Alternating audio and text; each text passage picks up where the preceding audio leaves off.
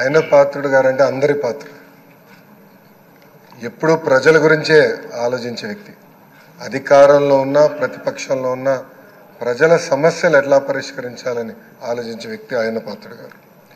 ఆయన పాత్రుడు గారంటే ఒక పోరాటం, ఒక పౌరుషం.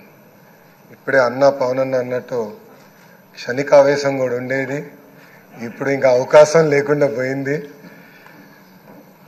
1983లో విశ్వవిఖ్యాత నడసార్వభౌమ స్వర్గీయ శ్రీ నందమూరి తారక రామారావు గారు ఆనాడు తెలుగుదేశం పార్టీని స్థాపించినప్పుడు 25 సంవత్సరాల వయసులో మీరు ఆనాడు పోటీ చేశారు, ఎమ్మెల్యే అయ్యారు. ఆనాడు భారతదేశంలోనే సెకండ్ యంగెస్ట్ ఎమ్మెల్యేగా అయ్యన్న పాత్రుడు గారు నిలబడ్డారు.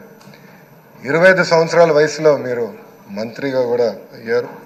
7 సార్లు శాసనసభ్యుడిగా, ఒకసారి ఎంపీగా కూడా మీరు ఉన్నారు. 7 సార్లు ఒకే నియోజకవర్గం, నర్సీపట్నం నియోజకవర్గం ఏ అదృష్టం చేసుకుందో నాకు తెలియదు, కానీ 7 సార్లు కూడా నర్సీపట్నం నియోజకవర్గం ఎమ్మెల్యేగా మీరు నిలబడ్డారు. 16 సంవత్సరాలు మీరు మంత్రిగా చేశారు. చూస్తే టెక్నికల్ ఎడ్యుకేషన్ కానీ 3 సార్లు R&B, forest, environment, science and technology, Panchayati Raj గ్రామీణాభివృద్ధి శాఖ మంత్రిగా కూడా మీరు చేశారు. ఈ హౌస్లో ఎవరికి తక్కని ఒక అదృష్టం నాకు దక్కింది.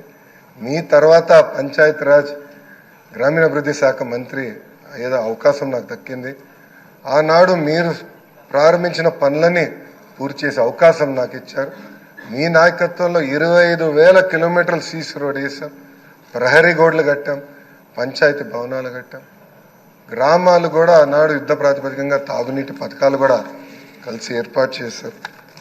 అంతేకాకుండా నాకు ఎప్పుడు సలహాలు కావాలన్నా, సూచనలు కావాలని మీకు ఫోన్ చేసేవాడిని, మిమ్మల్ని అడిగి తెలుసుకునేవాడిని.